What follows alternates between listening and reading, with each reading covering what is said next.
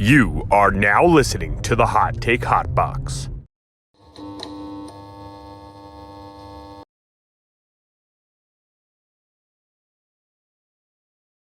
To talk about, and that is Errol Spence and Terence Crawford. I'm trying to. Oh baby, the fight of the that, century is what they are. Is what they're saying about this guy, this fight. That's what the name of this fight is going to be. The fight of the century. I believe it. A little bit too late, in my opinion. They're in their 30s, and I think both of them have. They've lost a little bit of their athleticism. They've lost a little bit of their defensive prowess. We saw in Errol Spence's last fight, he got hurt by Yordenis Ugas. He's got a great poker face. This time we didn't see that. He did, rebound well from that and ended up finishing him. Errol Spence likes to shut people's eyes. That's what he does. He likes to take people's orbital bones home with him. The Kell Brook fight absolutely just destroyed him. Same with Chris Algieri. The Sean Porter fight was close. The Danny Garcia fight was not that close, but kind of close. So his last three fights, Spence has been hit more than we've seen ever. But you can also say the same about Terence Crawford when he fought Mean Machine, Kavalauskas. He was getting hit. When he fought, I'm trying to think of who else. Back in the day when he fought Gamboa, he was getting hit. The Sean Porter fight was good. He got him out of there in the 10th. So I think, Terence Crawford's awkward. He throws punches from different angles, very crafty on offense. I think he can create some problems for Errol Spence for sure. But if he doesn't drop Errol Spence at all, I don't think he wins this fight. Like, I think he's going to have to steal some rounds by dropping him or finishing him, obviously. Because if it's just straight up boxing at distance or whatever, I think Spence wins. I think Spence is much more active. He usually throws 50 or 60 punches around while Crawford's in the 30s, especially early in the fight. Crawford has stopped pretty much everybody that he's fought at 147, but what happens if he doesn't? I think he's pretty much. I don't think he's finished or bust, but I think he kind of is. They're very different styles too. Crawford's like a hot-tempered guy, Spence knows when to take his foot off or on the gas pedal. Crawford, he gets hit, he immediately wants to hit you right back, which it can work, but also cannot work. It could be, go to his detriment. I could see him getting hit hard here in this fight. He's also the closer, it seems like Terence Crawford is. So, everybody's doing well against Terence Crawford until they're not. Errol Spence is a bit different. He's more calculated. He'll go to the body. He'll rip the body much more than Terence Crawford. I think that's going to win him the fight, Errol Spence. I think he's going to go to the body early. I think he's going to start hot. And I just think he has a structural advantage in winning rounds. Honestly, I think that's what he's done his whole career. He's pretty much shut guys out for large parts of his career. I know the Sean Porter fight was close, but it shouldn't have been a split, I don't think. And the Danny Garcia fight was kind of close as well. Kell Brook was doing well until he got his eyes shut.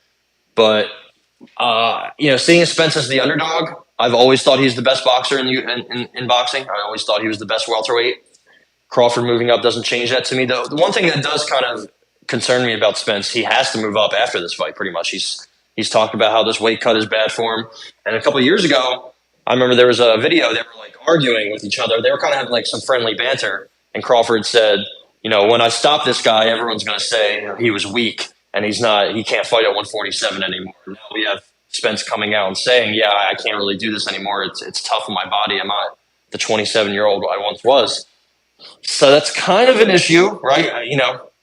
There's a big difference between welterweight and super welterweight or junior middleweight, as they call it, for 154. Like, I could kind of see Spence losing this fight and then say, I'm done with 147 and moving up.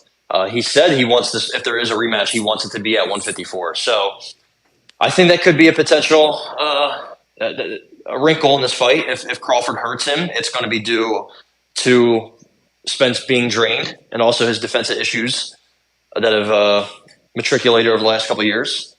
Crawford is, power's the last thing to go, and he's 35. That kind of does worry me. He's been more active than Spence. Spence has been in a couple car accidents. But he's got Derek James on his side, trainer of the year last year, could be trainer of the year this year. He's training with Garcia, Joshua, a bunch of other guys. I got Errol Spence to win a 7-5, 8-4 unanimous decision. I like Spence plus money to win a decision. I think it's plus 225. Yeah, by decision or technical decision. 225, Errol Spence, send it to the bank. I'm kind of with you. I think what's the money line? Is he the favorite?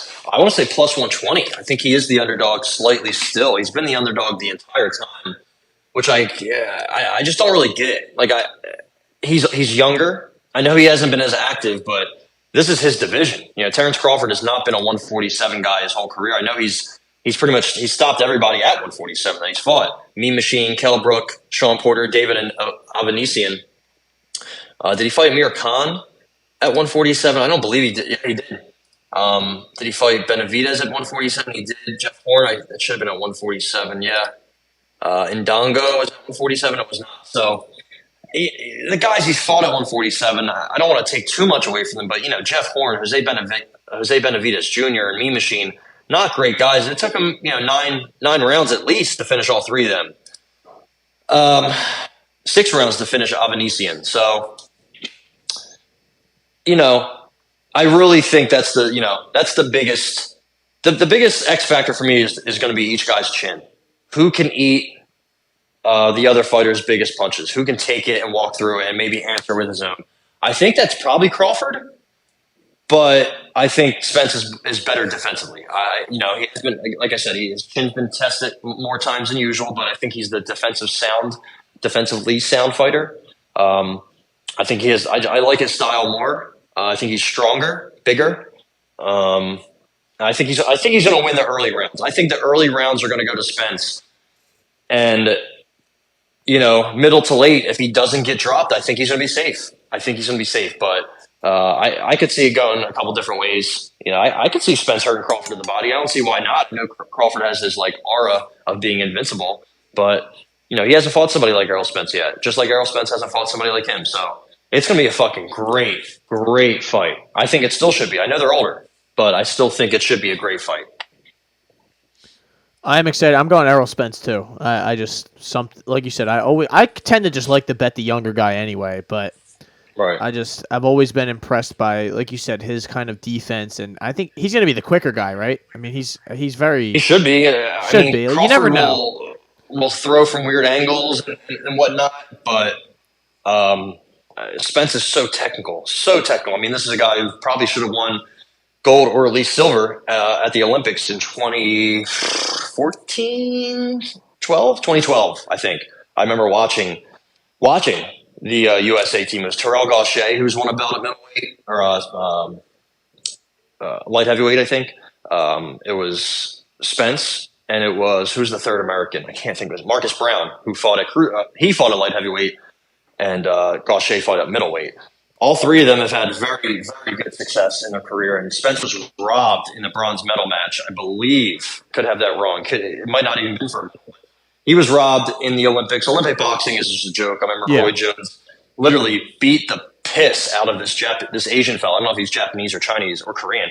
I forget. He beat the piss out of him, and the refs gave the fight to him. And Roy Jones didn't get a gold medal, even though he literally knocked this guy down like 4 times. So that's a joke, but Spence has been ready for this moment. He's been, building up his entire career for this legacy fight, same as Crawford, but Crawford's chasing him. It's not the other way around. You are now listening to the Hot Take Hot Box.